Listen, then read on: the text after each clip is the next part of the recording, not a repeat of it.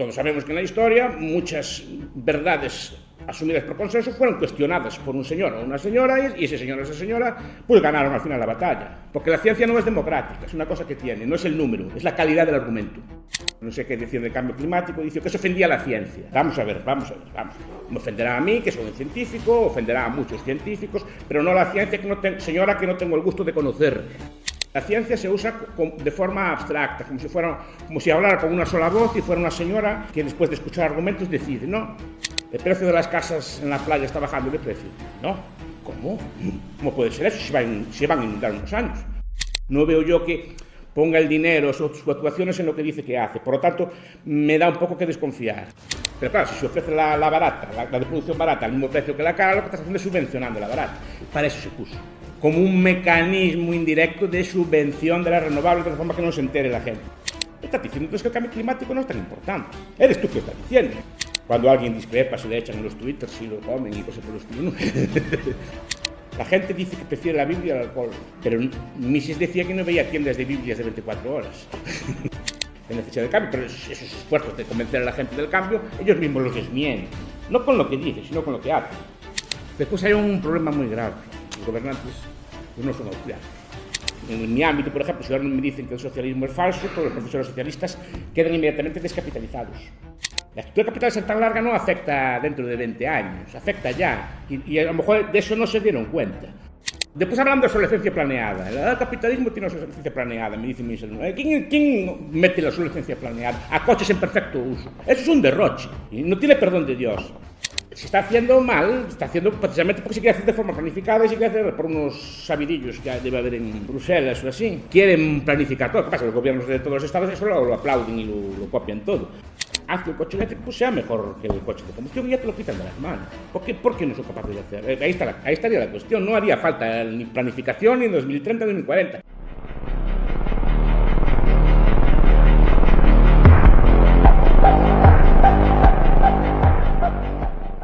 La primera conferencia igual no sale muy bien porque, a ver, solo tuve un mes para prepararla, entonces no... A ver lo que sale de aquí. Mi conferencia básicamente es sobre la transición energética. A ver, no voy a cuestionar si es necesario o no. O sea,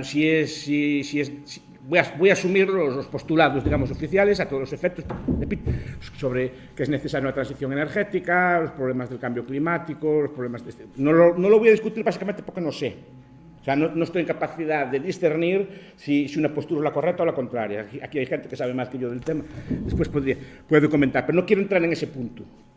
Yo quiero decir, vale, hay que hacer una transición energética. Lo que voy a discutir es si la forma que se está llevando la transición energética, esta es a través de sistemas de planificación o a través de sistemas, es la correcta o no para alcanzar ese fin. No estoy discutiendo el fin. El fin se puede discutir después en el debate o así, pero yo no quiero entrar en ese fin porque no estoy capacitado para decir si es necesaria o no es necesaria, si se va a calentar 2 grados, 6 o 8 o va a enfriar la temperatura, porque no lo sé. Además, yo sé, a ver, no soy un completo ignorante en el tema, me gusta leer del tema, pero veo que hay científicos muy cualificados en un lado, otros que lo cuestionan. Voy a sumarme, digamos, a la postura oficial. No voy a cuestionar esto, repito, porque yo no soy capaz de discernir, porque son temas muy complejos, son temas hablan de albedos, hablan de grados y hablan de cosas de ese estilo, ¿no? Y de eso no sé, entonces no sé cuál de los dos tiene razón. Entonces voy a asumir que la postura, digamos, oficial es la correcta. No tengo tampoco razones para dudarlo, porque no sé, repito. Entonces, lo que voy a aplicar, digamos, lo que sí entiendo más es de planificación, es un tema que me gusta mucho, de incentivos, de políticas públicas y ese tipo de temas que sí que lo domino mejor, ¿no? Pero antes de empezar, asumiendo que, repito, que voy a asumir a todos los efectos el discurso, digamos, de la ONU, el discurso de la Agenda 2030 o el discurso del IPCC, lo voy a asumir en todo el caso, pero me gustaría hacer algunos caveats al respecto. Es decir, cuando se discute de estos temas, a mí siempre me irritó mucho la idea de introducir conceptos de las ciencias naturales en las ciencias sociales, ¿no? Siempre me irritó mucho. Además, lleva muchas confusiones. Siempre, por ejemplo, soy muy crítico con el concepto de igualdad. usado a las ciencias sociales, porque es un concepto, yo creo que de origen matemático, que tiene difícil aplicación a la ciencia social, o el concepto de fricción, o el concepto de equilibrio, incluso el concepto de evolución, que es un concepto que se usa para la evolución de los animales o de la naturaleza, etc. Y creo que tiene, aunque se puede usar, creo que el encaje no es el mismo que en el ámbito natural. La evolución humana, la evolución cultural, tiene unos rasgos que son distintos de la otra. Pero bueno, también me fastidia bastante que si son conceptos de la ciencia social, en este caso de la política, en el discurso científico, ¿no? Por ejemplo, se habla consenso. El consenso es un concepto político. Consenso es cuando son todos, están de acuerdo, todos. Y cuando digo todos, es todos. Y como bien saben los polacos, con la vieja dieta del siglo XVII, con el liberum veto. Es decir, cuando consenso era que cualquier diputado podía vetar, pero bastaba uno. Y aquí la ministra el otro día lo oí decir, bueno, es que el 99% no es consenso, es mayoría. Todo lo reforzada que se quiere, pero es mayoría. Hay un 1% que discrepa. Segundo, se presume que la ciencia es democrática. Estamos acostumbrados a que muchas verdades, o lo que es verdad o es mentira, se decida democráticamente. Por ejemplo, una comisión de investigación, un parlamento, decide por mayoría que tal señor es culpable o que la causa de tal catástrofe fue tal cosa. Vale, pero no, perdón. La democracia está muy bien y tiene sus aplicaciones en unos ámbitos, pero no vale para decidir lo que es verdad y lo que es mentira. Gana el mejor argumento. Pues en la ciencia pasa exactamente lo mismo. Que el 99% diga una cosa, el 1% otra cosa, el 1% diga otra cosa, pues es un indicador, pero no es la prueba de que una cosa sea verdad. Simplemente es el 99% contra el otro. Además, todos sabemos que en la historia muchas verdades asumidas por consenso fueron cuestionadas por un señor o una señora, y ese señor o esa señora pues ganaron al final la batalla. Tras dura cosa, es decir, porque la ciencia no es democrática, es una cosa que tiene, no es el número, es la calidad del argumento, ¿no? Entonces, es otra cosa que también se dice, no es que la mayoría de los científicos o la cosa. Es más, aunque fuera el consenso, eso no valdría tampoco. Aunque fueran todos los que digan una cosa, digan lo mismo, eso tampoco garantiza la verdad. Simplemente es que todos están de acuerdo en un momento dado. Cualquier evidencia nueva, cualquier teoría nueva puede desbaratar todo el consenso que había anteriormente. Y la historia de la ciencia nos muestra todo eso. Entonces, pero repito, muchas veces se usan discursos de corte político aplicados a la ciencia. Y eso no para mí, perdón, no es válido. Por eso digo, o se tiende a hipostatizar, que estamos en sede sagrada, ¿no? Se tiende a usar conceptos de la teología también a la política, ¿no? La hipóstasis es un concepto que se usaba para las sombras, el uno y el trino, esta cosa que se debatía mucho, pero ahora veo que se usa en muchos aspectos. Por ejemplo, otro día leí a un científico ofendido porque unas declaraciones de una política, pues no sé qué decir del cambio climático, dice que eso ofendía a la ciencia. Vamos a ver. Me ofenderá a mí, que soy un científico, ofenderá a muchos científicos, pero no a la ciencia, señora, que no tengo el gusto de conocer. Pero, claro, es igual que el Estado, igual que la clase obrera. Tenemos que decir, ¿no? O como decían el otro día, no, que tal política del gobierno ofende a la nación española. Vamos a ver, ofenderá a muchos españoles, pero no ofenderá a la nación española, que tampoco tengo el gusto de conocer. ¿No? Entonces, que sé que es un concepto y no es una cosa que pretende ofender, es un concepto que se usa en las ciencias sociales, pero que no vale para esto. Pues aquí también, la ciencia se usa de forma abstracta, como si hablara con una sola voz y fuera una señora que después de escuchar argumentos decide, ¿no? O sea, la mayoría de los científicos opina así, y esto es lo que vamos a hacer, y estoy de acuerdo. Igual que el concepto de experto, ¿no? Los expertos, también decía otro señor otro día, no, es que hay que hacer caso a los expertos en el cambio climático. Vamos a ver. El concepto de experto es un concepto ambiguo. Primero, hay que definir experto en qué. Es decir, por ejemplo, en estos debates climáticos o así, ¿qué tipo de experto hace falta? ¿El climatólogo o el biólogo, que estudia, por ejemplo, cómo le afecta a los ecosistemas el cambio climático, o el economista, tipo, por ejemplo, Nicolás Stern, otros economistas que hablan de las consecuencias económicas del cambio climático, incluso algunos politólogos como Clare, que hablan de guerras de recursos por culpa del cambio climático, otros hablan, por ejemplo, entomólogos que hablan de que hay insectos o bichos que se puede aplicar a muchas cosas. Pero ¿cuál es el experto relevante? ¿Qué expertos tenemos que hacerle caso en ese tipo de cosas? ¿Y qué ponderación tienen que tener a la hora de elaborar un discurso político? ¿No? Eso es una cosa que no está clara. Pues a mí me gusta escuchar a los expertos y sacar unas conclusiones. Pero no hay un experto que domine sobre los demás expertos. Y segundo, ¿qué expertos son los correctos? Yo digo, por ejemplo, aquí en la pandemia, sé que hay que escuchar a los expertos y sé que es una cosa correcta. Pero en la pandemia veo que el gobierno español, como todos los gobiernos del mundo, aquí no hay excepción, escoge un grupo de expertos. Ves los nombres y son expertos. Y yo no niego que sean expertos, no niego que sean de alta calidad. Pero son expertos por ejemplo, como los expertos fiscales que vi hace poco, son expertos próximos al Partido Socialista, lo cual no tiene nada de malo, y no son menos expertos por eso, no son menos expertos por eso, son, además algunos de esos que leí allí son gente de mucha calidad.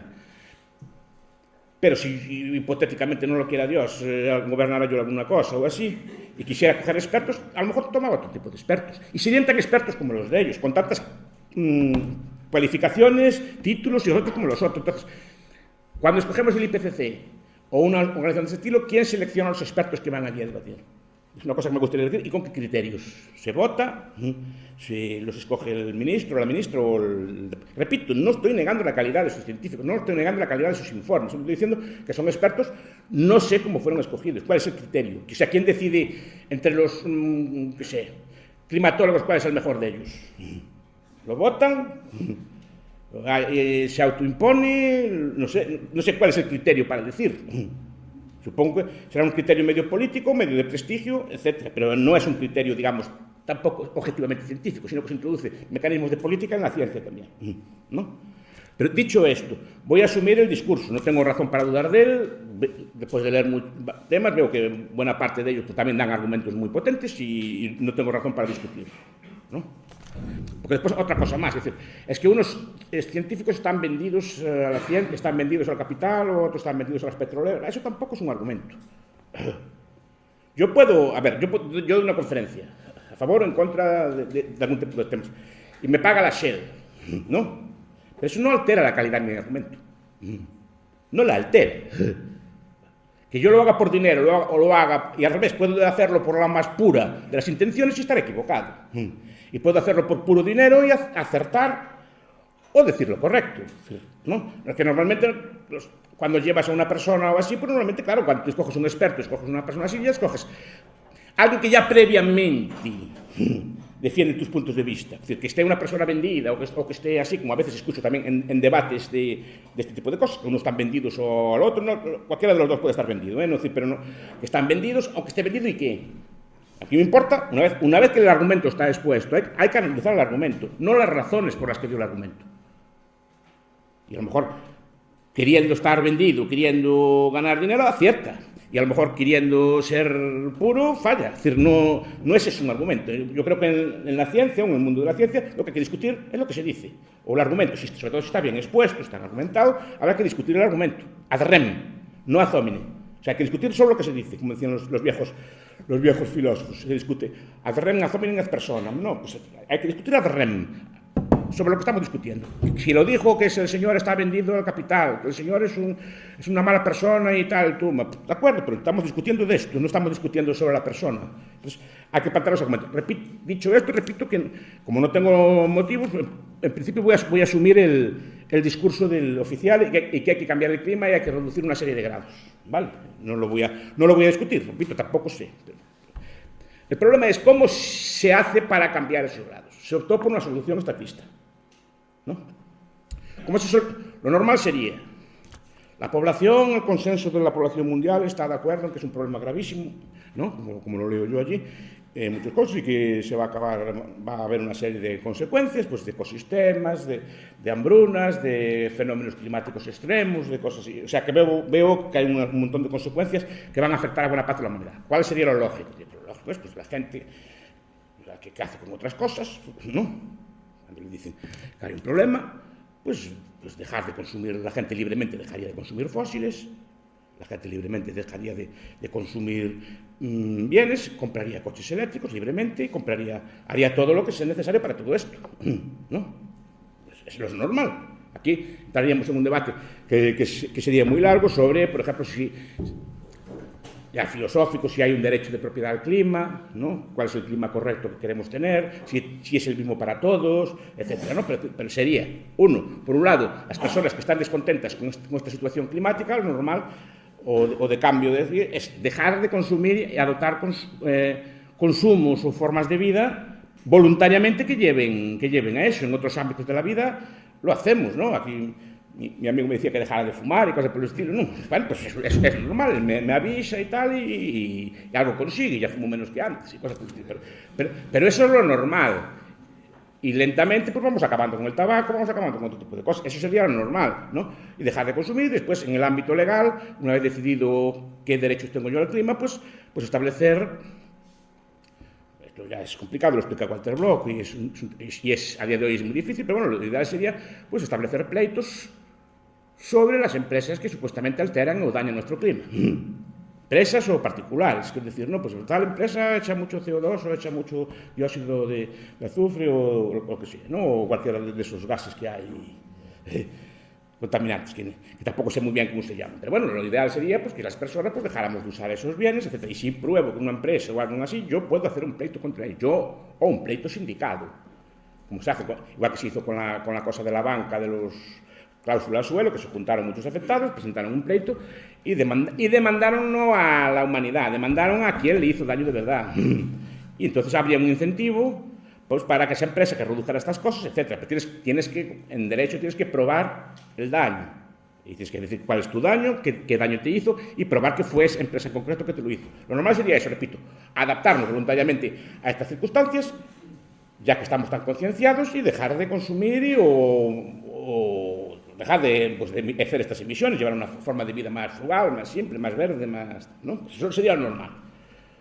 ¿Qué me dirán? Bueno, es que la gente no haría esto y tal, porque... No, es muy egoísta y tal. O sea, primero está diciendo que la gente ese problema no lo ve tan problema, ¿no? No que no diga que no es un problema, es como... Yo digo muchas veces, mucha gente dice, pues hay mucha hambre en el mundo. Sí, pero sigues viviendo tan tranquilo, ¿no?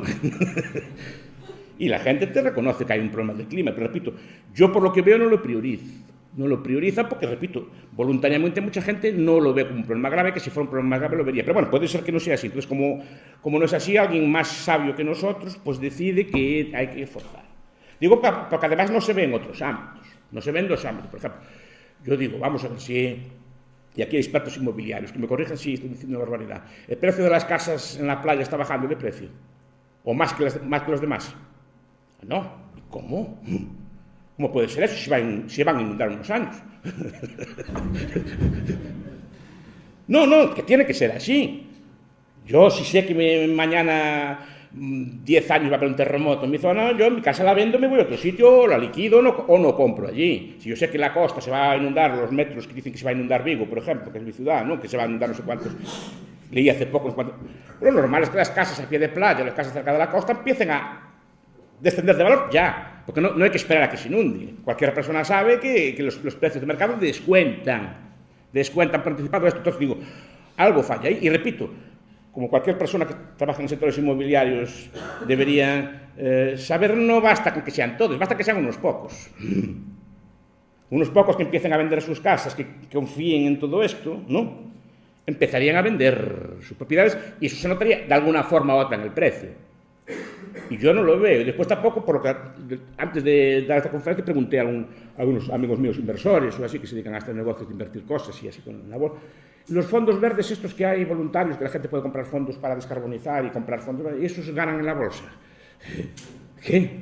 No, digo, además estuve leyendo el libro de Peter Newell, que es muy bueno, el Power Shift. Es decir, bueno, sí, él mismo reconoce, es un defensor de esto, que los fondos verdes que no dieron gran resultado. Es decir, que la gente voluntariamente decide no invertir en ese tipo de cosas. No sé si por bien o por mal. Si hacen bien o hacen mal. La gente puede ser muy egoísta, pero digo que voluntariamente la gente acepta el problema, pero repito que no hace como dice Taleb en su genial libro, Jugarse la piel, ¿no? Que a mí es un libro que me encanta. Es decir, ¿no? Que no veo yo que ponga el dinero, sus actuaciones en lo que dice que hace. Por lo tanto, me da un poco que desconfiar, ¿no? Pero bueno, supongamos que aún así la gente es miope, tiene miopía temporal y no sabe ver el problema o no lo acepta, cosas por el estilo, ¿no? Tampoco lo hacen los gobiernos, por cierto. Pues yo veo, Narendra Modi, el presidente de la India, dijo que iba a retrasar 20 años en los objetivos. Xi Jinping, de una forma críptica, como hacen los chinos al hablar, ¿no? Que no desechar lo viejo antes de alcanzar lo nuevo, dijo una frase así de esas que me gusta a mí mucho, quiere decir que no va a abandonar el carbón hasta que llegue el día ideal que todo esté descarbonizado. Además, en una de las sanciones, si no recuerdo mal, una de las sanciones que puso cuando fue lo de Taiwán, fue a romper los acuerdos de cambio climático. Y vamos a ver, los problemas climáticos, por lo que me dicen a mí, ¿a quién más van a afectar? Es a la India, a China, países con monzones, que llegarán a todo tipo de cosas así. ¿Cómo sus países son tan osados de maltratar a sus poblaciones? Ustedes no parece que tiemblen de miedo con la... No, digo con la situación. Entonces digo, vale. Como no la gente no quiere o no es capaz de llevar a cabo esto, pues tienen que venir los gobiernos, pues, que saben que tienen una información de corte superior al del común de los mortales, a poner una serie de normas para hacer esto. Repito que estoy asumiendo que hay que hacerlo. Estoy diciendo que no. Yo veo que, por ejemplo, ellos presumen un consenso tal que no veo yo a la hora de la verdad en otros aspectos. No, pero ojalá fuera así. Entonces, como la gente no entiende, no ve el problema, no lo percibe, es necesario esto. Entonces, ¿qué hace? Pues hace una serie de medidas de política pública, aquí es donde más o menos estoy más cómodo yo, ¿no? De intentar paliar ese cambio climático o esa Agenda 2030, que no solo es climática, sino que tiene más aspectos, y que, digamos, corregir las conductas a nivel global, pues para solucionar el problema. Y el problema es, repito, ante la solución ideal para cualquier problema de este estilo, o sea, pues yo creo que son mejores las soluciones de mercado que las soluciones de Estado. Porque aquí entramos en problemas de planificación central. ¿Qué pasa? No es una planificación central tipo soviética, que es la única, es una planificación más bien indicativa, tipo francés, ¿no? Con incentivos, con subvenciones, con regulaciones, con ciertas prohibiciones de conductas, pero digamos que no es una planificación central dura. Pero igual, cuidado, Vera Lutz tiene Óscar que me corrija, que también sabe de tus temas, ¿no? Vera Lutz tiene un libro sobre la planificación francesa, bueno, decía que era así, pero también no fallaba, no fue tan clamoroso fracaso como la planificación soviética, pero fue un fracaso también. Es decir, normalmente las planificaciones no consiguen los objetivos, ¿no? Pues por problemas, supongo que todo buen austriaco conocerá, que son problemas de información, problemas de cálculo económico, ¿no? Y yo creo que en el problema de la planificación del cambio climático, la planificación de la respuesta para descarbonizar la sociedad, creo que tiene errores y digo como consejos que los gobiernos quieren hacer caso. No pueden planificarlo todo. Entonces, ¿qué pasa? Que, por ejemplo, los factores naturales no los pueden controlar. Lo mismo que, por ejemplo, en la planificación central rusa, cuando ustedes hacen un plan, vamos a hacer un plan quinquenal. Somos el soft plan o el ghost plan. Vamos a hacer un plan quinquenal, a 5 años.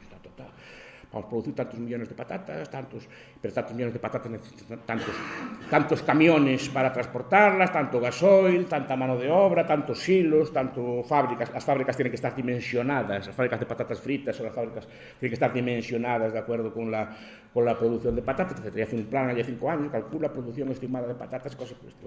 Pero basta con que no llueva un año, no haya patatas, te estropeas, te desbarata el plan todo. Claro, tienes un montón de camiones allí parados, las fábricas están paradas, la mano de obra sobra. ¿Por qué? Porque hiciste un mal plan. Y sobre todo, cambiar todo eso implica cambiar el plan por completo. Y es uno de los problemas que tiene el plan. Por ejemplo, factores de corte natural, que tú no puedes contar con ellos, climáticos, por los tiros. Pero claro, te viene un volcán, te viene una cosa así, te altera todos los planes de cambio climático, si los cuantificas. Hay que reducir tantas unidades de CO2, y te viene un volcán como el que vino el otro día, o el de La Palma, que es más pequeñito, y te emiten unas cantidades desmesuradas de dióxido de carbono o de otros gases que te descolocan el plan. Entonces el plan a lo mejor no parece la mejor solución. Después, por ejemplo, cuando escogen las medidas, ¿no? Tienes que seleccionar políticamente qué es verde y qué no es verde. Y vemos que esas definiciones son arbitrarias, porque en un principio pues era muy estricto, ¿no? Las renovables entendido de hidroeléctrica, viento, sol, bueno, y geotermia, corrientes marinas, bueno, todo lo que sea renovable, digamos, ¿no? Pues eso se acepta como verde. Pero de repente te dicen que es verde la nuclear. Espera, eso no está mal. De repente te dicen que el gas es verde. O sea, que los bonos verdes pueden financiar industrias del gas, es decir, o pueden recibir subvenciones por gas. Entonces, ¿qué pasa? ¿Qué clase de plan es este que está cambiando lo que es verde y lo que no es verde de mañana? Es decir, no parece una cosa muy coherente, claro, pero entonces desbarata los mercados. Y después, claro, pones toda una serie de incentivos, pones impuestos, pero ¿cuál es la cantidad de impuestos correctos? Los impuestos verdes. Sí, ellos lo fijan, ahí sí que hay expertos, ¿no? Fijan un impuesto verde, pero ¿cuál es el impuesto verde? ¿Y el impuesto verde a qué? Porque empiezas al final a buscar excepciones, que tal sector es vulnerable, tal sector no, al final no pones impuestos, o no le pones impuestos a todo el mundo, sino que le pones a unos países y otros no. Pues supuestamente por el desarrollo de esos países hay que exceptuarlos de esos impuestos o lo que sea así, pero claro, pero no estamos hablando de un problema global, no de un problema de ayudar al desarrollo, es decir, que no es que es un problema de segunda fila, ¿no? Y después, por ejemplo, pues de estas cosas de los mercados de emisión, de gases, después la gente pusiste una cantidad, más una cantidad mudable. Decides una cantidad que las empresas tienen que comprar de gas, de derechos de emisión, antes de tal. Bueno, pues una cantidad, supongo que la calcularán expertos, pero yo veo que la están cambiando también. Los expertos fallan o la están usando políticamente. Que además están especulando con ellas, ¿no? Después optas por unas energías... A ver, hay un libro que me gusta mucho, que es el de Boris Brudkus, Economic Planning in Soviet Russia, que fue el primer libro que apuntó el fenómeno de cálculo económico en el socialismo. Fue paralelo a Mises, y yo creo que fue un poco anterior incluso, porque era un economista agrario ruso que vivió los tiempos del comunismo de guerra, lo vivió en primera persona, vivía en el país y aplicó técnicas de análisis, próximas a la escuela austríaca. De hecho, él era muy amigo de Hayek, ¿no? Usó elementos de análisis para explicar que veía básicamente son falta de coordinación. Al no haber sistemas de precios, había una descoordinación total entre la producción de factores, por ejemplo, pero también descoordinaciones temporales, ¿no? Y vio un montón de fallos en la producción, y aquí hay un montón de fenómenos de descoordinación. Por ejemplo, se proponen una serie de industrias, ¿vale?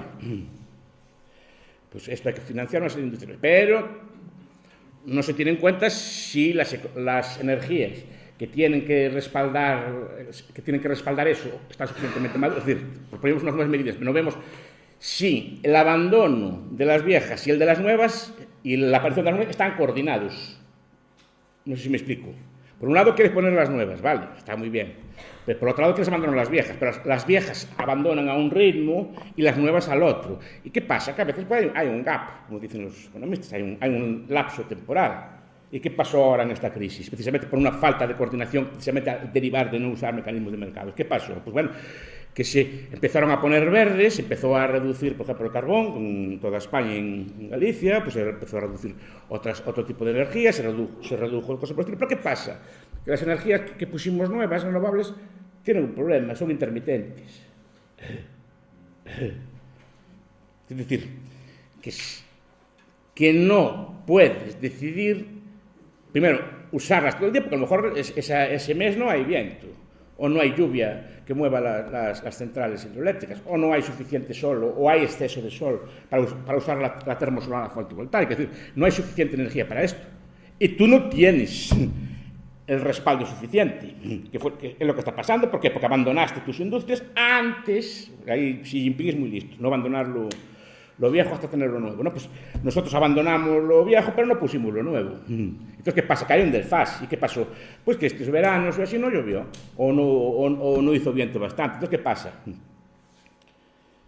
Que empezó a faltar no. Hubo que echar mano del respaldo, porque la energía, al ser intermitente, necesitas un sistema de respaldo, que normalmente son centrales de ciclo combinado de gas, ¿no? Pero ¿qué pasa?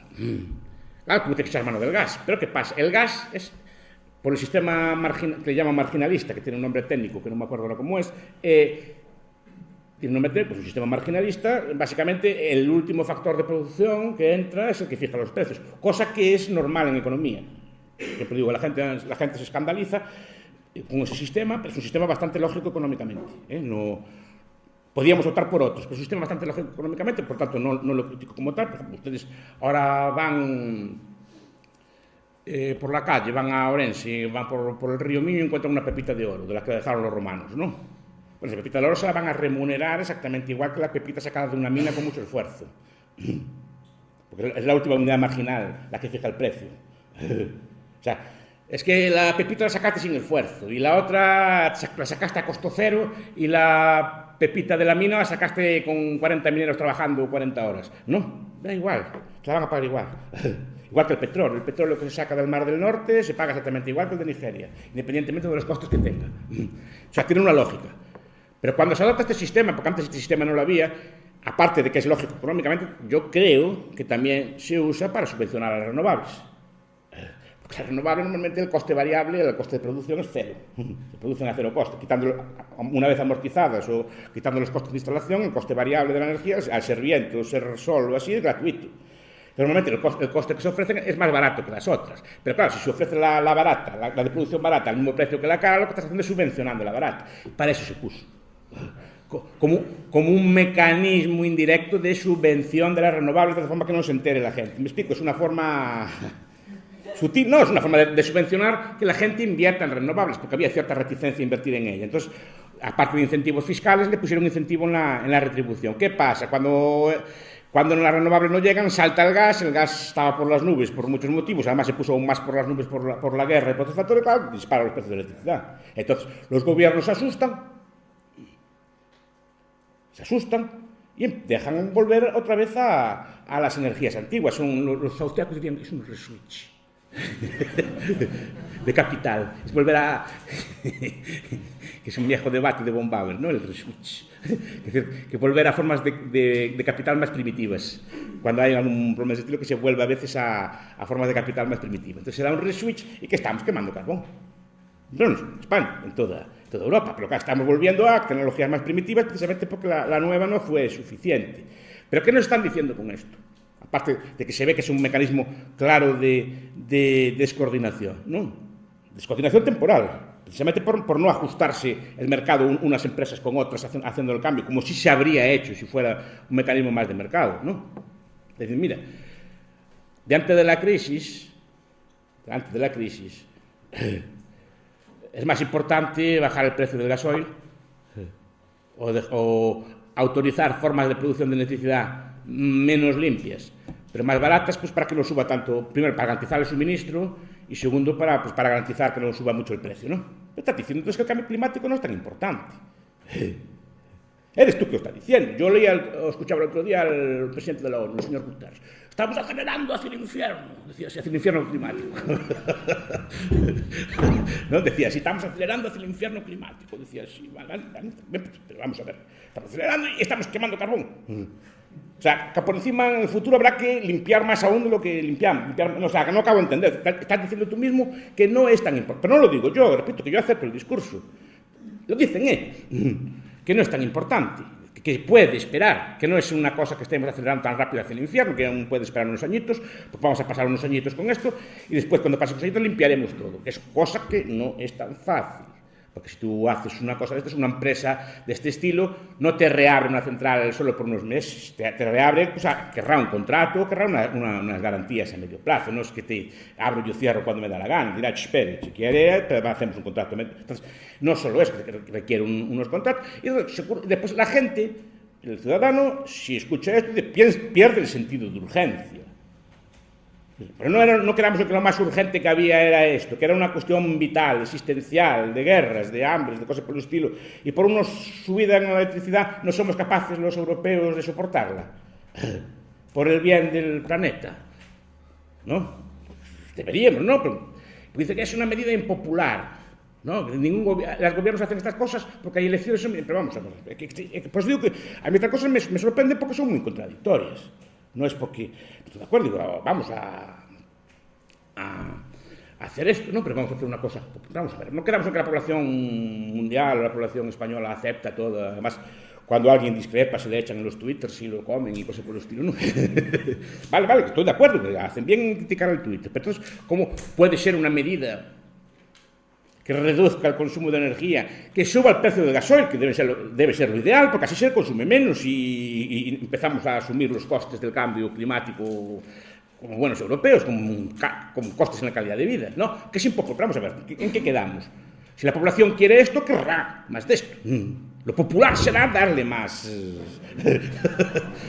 subidas al gasoil o más subidas al carbón. Entonces, ¿cómo puede ser impopular?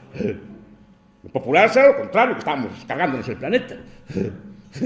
¿No? Pero o falla algo aquí, o no es tan popular, o no es una creencia. No sé, digo yo. Yo no digo nada, es lo que están diciendo ellos, con sus actuaciones. No yo, que a mí me parece bien que critiquen estas cosas, ¿no? Entonces, claro. hay estos problemas y el tipo de energía que se escuchó y el tipo de energía renovable que se usa, que tiene problemas. A ver, hay un libro que a mí me gusta mucho además, que es el de Andreas Malm, es un ecomarxista, que se llama Capital Fósil. Es uno de los libros más interesantes que vi, pero también es uno de los libros más autosubversivos que vi en mi vida. Nunca vi un libro tan autosubversivo, porque él explica, por ejemplo, por qué triunfó. En el siglo XIX había como dos opciones, o el carbón o la hidroeléctrica, ¿no? La hidroeléctrica, la energía hidráulica para mover molinos y cosas por el estilo. Vale. Y Malm explica por qué se optó por la energía de carbón, porque la energía hidráulica es muy buena, es muy barata, es una maravilla. ¿Qué pasa? Que es intermitente. Hay días que no hay agua. Entonces, tienes que parar las máquinas, tienes que parar los batanes. Y sobre todo, tienes que localizar la industria solo donde había un río, o cerca de un río. Bueno, tiene que estar en un río. La de carbón es continua, es más contaminante, obviamente, y es más cara, pero es continua, siempre te garantiza. Es modulable, es decir, que puedes darle más gas o menos gas, ¿no? Es decir, según compensa, cosa que la otra, al no depender de ti, no puedes hacerlo, y puedes colocarlo donde quieras. Y explicaba que todo eso, además le echa la culpa a los salarios mínimos, fíjese. Al poner los salarios tan altos, pues las empresas que tenían hidráulica no podían permitirse el lujo de tener al trabajador parado una serie de horas, mientras no había agua en el río. Entonces, esas medidas de salarios altos al final castigaron la energía hidráulica. Yo creo que algo semejante le pasa a las energías renovables, que tienen problemas de este estilo, ¿no? Pero bueno, yo creo que son una maravilla, son los grandes inventos de la humanidad. Sacar energía del viento, sacar energía del agua, sacar energía del sol, es una gran maravilla, es un complemento, una cosa por el estilo. Que puedes sustituirlo de todo, eso lo veo yo más difícil, por otros dos factores que ya pasaron en el siglo XIX. Por la modularidad, es decir, que puedas modular la potencia a gusto, más o menos, o eso creo que solo puede hacer la hidráulica, o las centrales de bombeo. Pero, que parece que son muy impopulares, o sea, porque hay que duplicar casi en algunos sitios, hay que crear como 2 embalses en muchas zonas, ¿no? Entonces, unos problemas que hay mucha oposición. Pero bueno, la idea es esta, es decir, que la energía renovable pues puede ser un buen complemento, yo creo que el mercado la adoptaría perfectamente sin problema ninguno, además es una maravilla. Que pasa es la dimensión correcta, pero la determina el mercado también. Con ensayos de prueba y error se va determinando qué cantidad de energía hidráulica, solar, geotérmica o eólica, pues un sistema eléctrico, un mix eléctrico soportaría, complementaría y ayudaría. Pero esta idea de querer cambiarlo todo sin pensar en si es posible, yo creo que es uno de los fallos de la planificación. Simplemente porque tú planificas una cosa, pero, repito, que eso es algo que ya vio Bruzkus, que había falta de coordinación. Es decir, había tractores, pero le faltaban baterías. Había zapatos, pero le faltaban cordones. No, claro, es que tú tienes que pensar en todo. Y el ejemplo que pone que más gracia me hace, estaban los barcos de pesca rusos, listos, con pescadores, faltaban anzuelos. Nadie pensó en ellos. Entonces los barcos no podían salir. Precisamente, simplemente basta que un señor en Moscú se olvide para que todos los barcos estén sin anzuelos. No, basta con eso. Entonces, claro, yo creo que el planificador puede planificar. Václav Smil, que es un autor que me gusta mucho, aunque discrepo de algunas cosas, pero bueno, es un autor que me gusta mucho, cuando habla en Energy Transitions, en transiciones energéticas, dice que el sistema energético que tenemos ahora es la mayor obra jamás creada por el hombre. Todo el sistema energético, toda la infraestructura de hidrocarburos, toda la infraestructura de oleoductos, de refinerías y todo eso por el estilo, es la mayor obra que jamás creó el ser humano. Y querer cambiar todo eso, así en una serie de años, es muy arrogante. Entonces tiene muchos problemas y están problemas, repito, que son derivados de coordinación. Yo creo que los sistemas de mercado para conseguir la transición energética serían mejores. De hecho, hay un paper en Quarterly Journal, o no sé si leí alguno en Journal Libertarian Studies hace tiempo sobre este tema. Pero si quisieras hacerlo, tendrías que usar este tipo de mecanismos. Pero claro, antes tienes que conseguir que la gente quiera hacerlo. Si la gente quiere hacerlo, mano de santo, ya está hecho. El problema es que falla algo, o la gente no debe querer, o algo así, o no le debe dar tanta importancia como dice. Pues yo, como buen austriaco, creo la preferencia revelada. No, es una cosa que siempre me gustaba mucho de Mises, es decir, ¿no? Que la preferencia revelada, es decir, no es lo que yo diga. Mises ponía un ejemplo. La gente dice que prefiere la Biblia al alcohol. Pero Mises decía que no veía tiendas de Biblias de 24 horas. Que veía otro tipo de cosas. Entonces, La gente dice que prefiere la Biblia al alcohol, pero realmente consume más alcohol que Biblias, ¿no? Es lo que decía mismo. Y entonces en economía lo que importa no es lo que dice la gente, es lo que hace la gente. Por desgracia. Y creo que aquí pasa algo de eso. Entonces, creo que los esfuerzos deberían ser en convencer a la gente de necesidad de cambio, pero esos esfuerzos de convencer a la gente del cambio, ellos mismos los desmienten. No con lo que dicen, sino con lo que hacen. Entre otras cosas, por ejemplo, una de las medidas que tomaron tal fue bajar los impuestos. De esos 20 céntimos no es un... Te lo venden como es una ayuda del gobierno, realmente es una reducción fiscal, ¿no? Pues le bajaron los impuestos al gasoil, pues menudo de lucha contra el cambio climático. No digo yo, que a mí me parece pues, dentro de su propio discurso me parece incoherente. Es decir, está diciendo que es más importante que los transportistas estén contentos que salvar a Gaya. No lo digo yo, repito, que yo asumo esto, están diciendo ellos. Entonces, a mí me gusta que mis gobernantes, como decía Padre Gal, pues, que piensen en el bien común y piensen en el futuro de la humanidad, ¿no?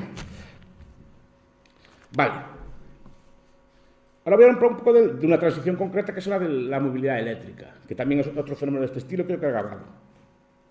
Aquí me inspiro mucho en teóricos de crecimiento, que para mí son de lo más interesante que hay. Esto ya hablamos en la comida, de Turiel, ¿no? El Petrocalipsis. Después, por ejemplo, si hay algún físico así, pues el libro de Alicia Valero de Tanatia, por ejemplo, que habla de lo que dicen los crecientistas es que se van a acabar los recursos, se van a acabar sobre todo los materiales críticos, buena parte de ellos, ¿no? Pues, los necesarios para hacer tierras raras y cosas que se pueden estar acabando, entonces que el capitalismo colapsará y sobre todo que es imposible ninguna transición energética. Digo, Turiel o Carlos Taibo, que repito, son de los libros más interesantes que leí en mucho tiempo de politólogos. Aunque no estoy de acuerdo con ellos, están bien escritos, se argumentan y cosas por el estilo. Y yo saqué muchas ideas de ahí. Supongo que a ellos no sé si les gustará que los comente aquí. No, pero me pareció, lo digo sinceramente, de lo más interesante que leí en mucho tiempo. Todo este tipo de libros de Kuntler o del decrecimiento, del colapso, me interesan mucho porque están diciendo una cosa, de que la transición energética no es posible, por mucho que te pongas, y están diciendo argumentos de que no hay materiales suficientes, que estas cosas de que son intermitentes, se lo leí a alguno de ellos. Fue donde descubrí yo cuál era el problema de la renovable, que bueno, supongo que ellos lo sabrán mejor que yo, pero yo no soy científico, así, pero vi claro que tiene un problema de modularidad y tiene un problema de que se interrumpe.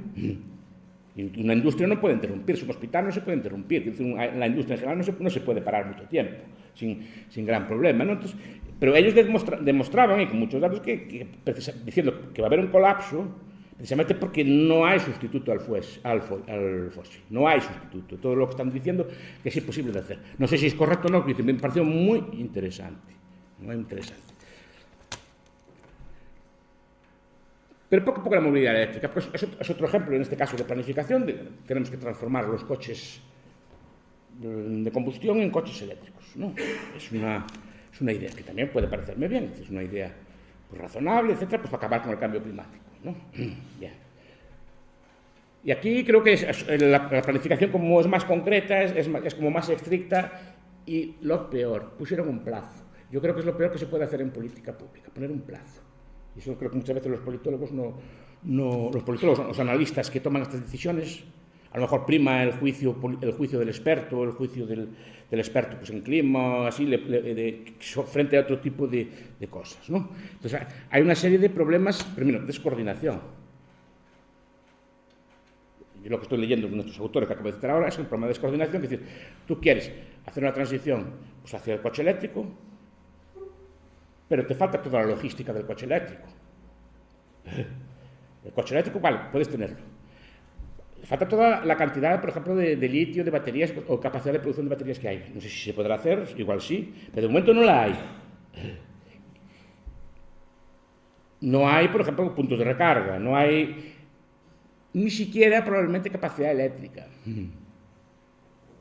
Capacidad instalada puede ser que la haya, pero producción de electricidad en determinado momento puede ser que no la haya para la subida de consumo que tendría el coche eléctrico. O sea, primero, puede ser coche eléctrico, pero como pones sobre el coche eléctrico, no eres capaz de desarrollar al mismo tiempo toda la logística necesaria. Toda la logística necesaria no es solo que haya puntos de carga, sino que haya todos los repuestos, que haya las baterías, que haya talleres de reparación, que haya todo tipo de cosas. Esa cosa normalmente, Smil dice que las transiciones energéticas de pasar del carbón al camión o del ferrocarril al camión, pues te llevaron mucho tiempo, porque no es solo poner una fecha, tienes que montar gasolineras, tienes que hacer repuestos, tienes que formar no solo trabajadores, sino trabajadores mecánicos que sepan repararte todo eso, ¿no? Y tienes que montar, por ejemplo, una red de carreteras para que te puedan andar los coches bien, etc.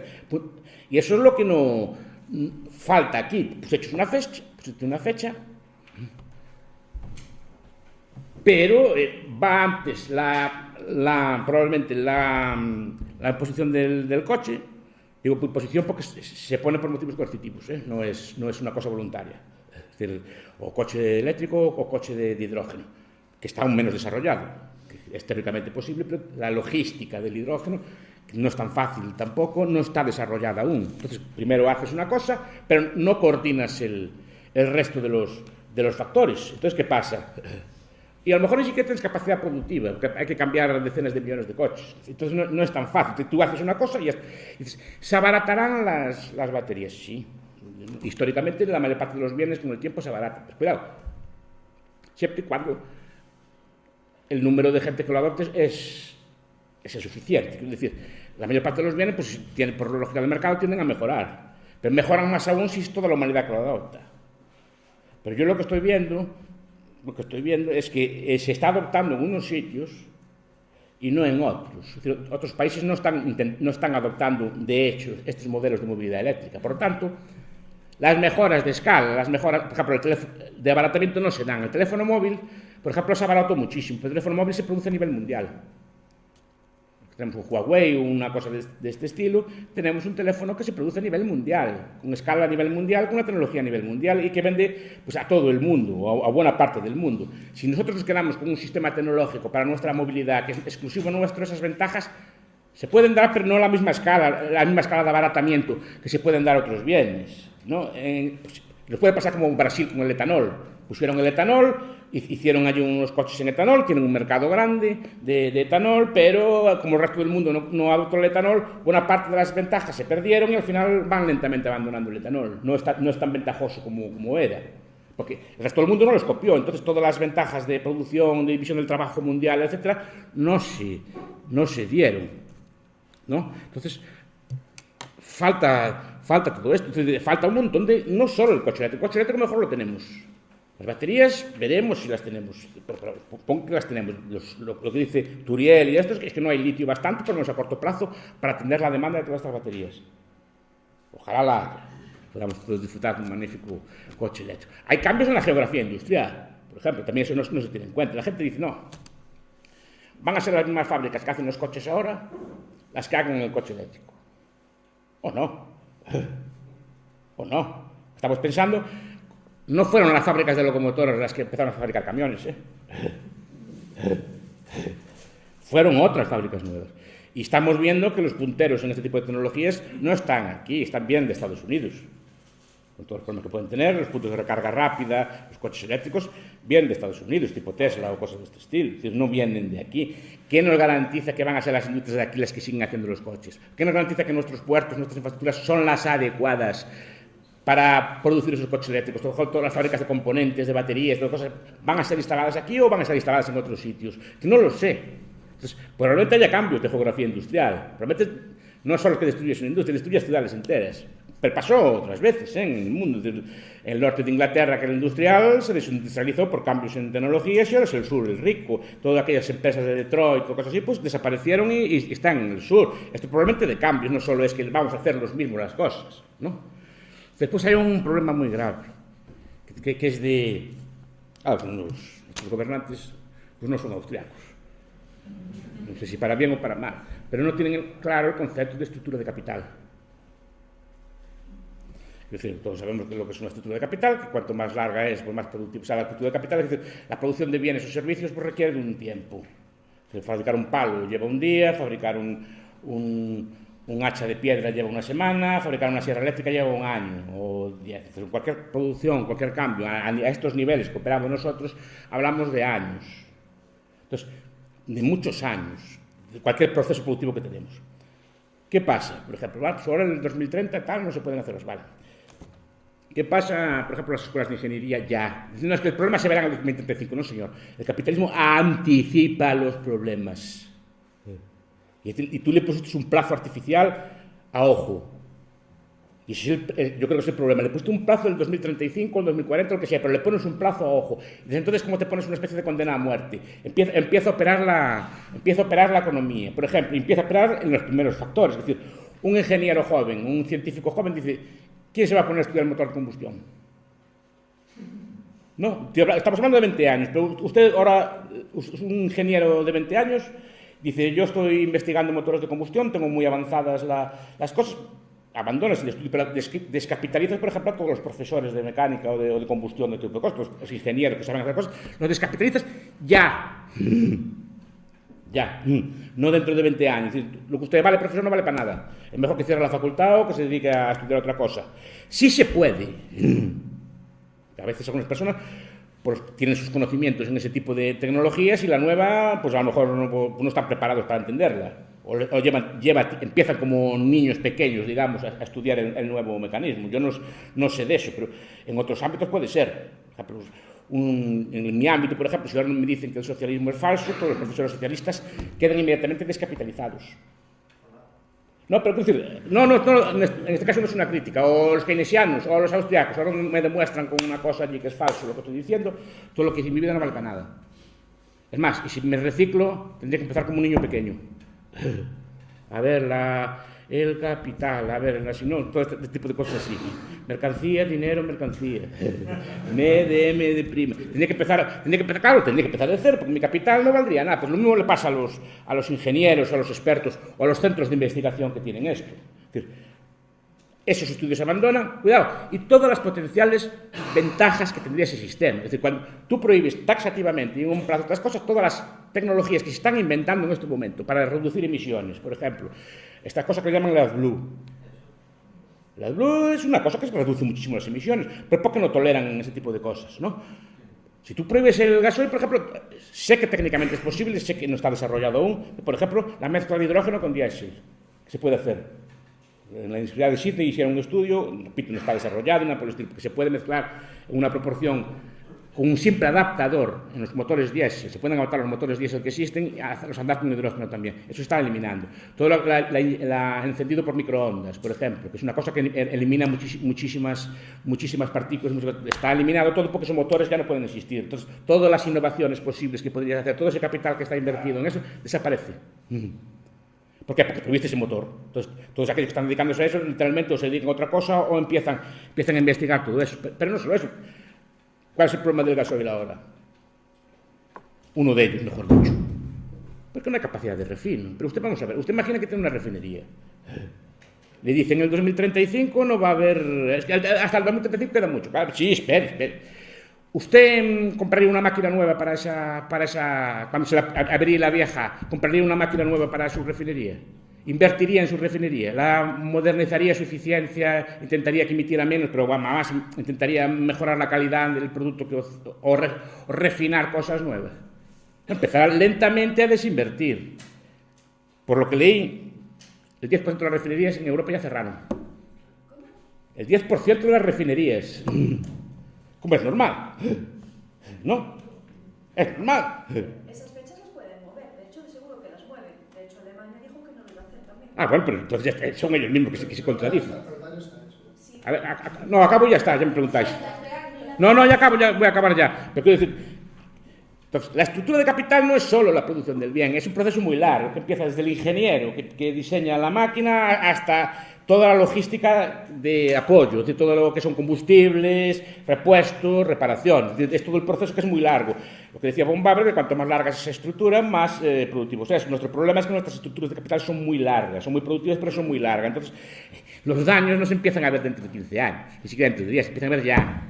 porque los precios de la tierra, donde están las refinerías, y dice, uy, eso no te lo quiero yo, todos los que tienen, o sea, los créditos, todos los que tienen avales con ese tipo de cosas empiezan a tener problemas. Es decir, es un problema que tú tienes un bien que valía, o un lugar usted de garantía como un crédito o cosa por el estilo, y resulta que ese bien que tienes no te vale nada por una decisión política. Es decir, tu refinería, señor, no vale nada. O vale para chatarra lo que tiene el material. Y está pasando en muchas refinerías, en mayor o menor escala, pero está pasando. Y uno de los problemas del diésel es que no hay capacidad de refino. Aparte que el diésel es más problema, el diésel viene de Rusia, se está quemando gasoil en centrales de térmicas, no aquí, pero en otros países sí, se está quemando, y fuel, como el chapapote del Prestige, se está quemando de lo más contaminante que hay para sacar energía. Pero aquí no, pero en otros países sí.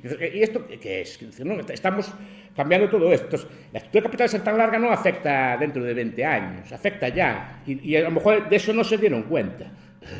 Pero afecta a sectores imprevisibles, desde universidades, que a lo mejor tienen que cambiar títulos o asignaturas, hasta fábricas de todo tipo. ¿Y usted tiene una gasolinera e invierte en ella? Renovarla, por ejemplo. A lo mejor invierte de muy poca calidad, ¿no? Y la sentencia de muerte que se pasa a los trabajadores.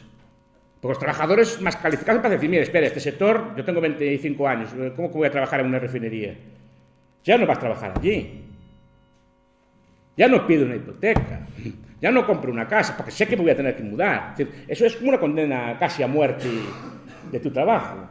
A lo mejor se podía hacer una transición al coche eléctrico si se hiciera sin estas, no prisas, pero si se hiciera de otra forma, ¿no? Si se hiciera a través de mecanismos de mercado. Y sobre todo, ¿cuál es el problema del coche eléctrico? ¿Por qué no triunfa? A ver, cualquier bien o servicio triunfa. Es decir, todos pasamos de escribir cartas a mano a usar el correo electrónico, todos pasamos de usar el teléfono de teclas al teléfono móvil. ¿Por qué? Porque el nuevo aparato, el nuevo trasto nos traía algo que el nuevo no traía. Nos traía algún tipo de mejora. El problema, no sé cuál será el problema, supongo que será un problema de oferta, pero el problema es que el coche eléctrico no debe aportar al ciudadano pues la impresión de que mejora en algo. No lo sé, si no te lo quitarían de las manos. Es decir, los teléfonos móviles, los ordenadores en su momento, te los quitaban de las manos y no hizo falta ni que lo subvencionaran, ni que pusieran un plazo, ni nada así por el estilo. En cuestión de años, por ejemplo, en cuestión de años se adoptó el teléfono móvil, se adoptaron muchas otras tecnologías rápidamente y nos adaptamos a ellas. ¿Por qué no pasa con esto? ¿Cuál le pasa a ese producto que hay?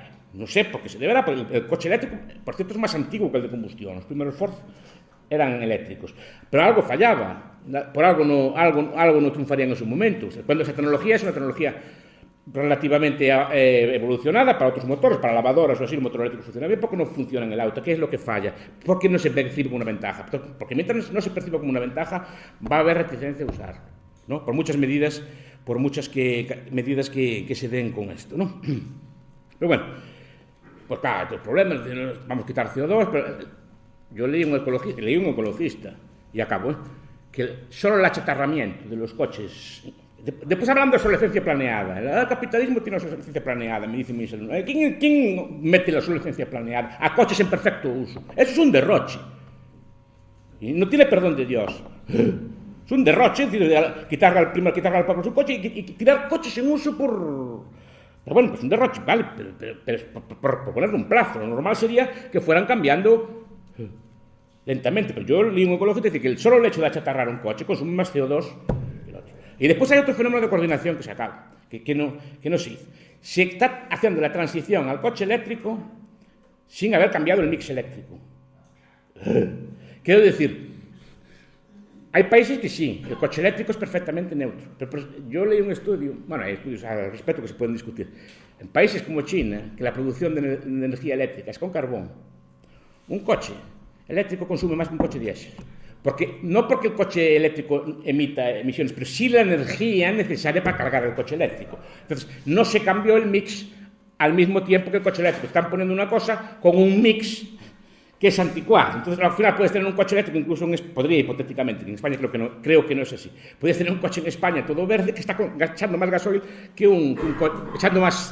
contaminando más que un coche diésel de última generación, al que ni siquiera le dejan probarse, ni siquiera le dejan usarse, ¿no? Es decir, ¿por qué? Porque se está haciendo mal, precisamente porque se quiere hacer de forma planificada y se quiere hacer por unos sabidillos que debe haber en en Bruselas o así, que quieren planificar todo. ¿Qué pasa? Los gobiernos de todos los estados eso lo aplauden y lo copian todo. Y no se discute. Pero repito, yo no estoy criticando esto. Digo que se puede hacer esto sin usar todo este tipo de parafernalia, usando otro tipo de métodos y ofreciendo, por ejemplo, un producto alternativo.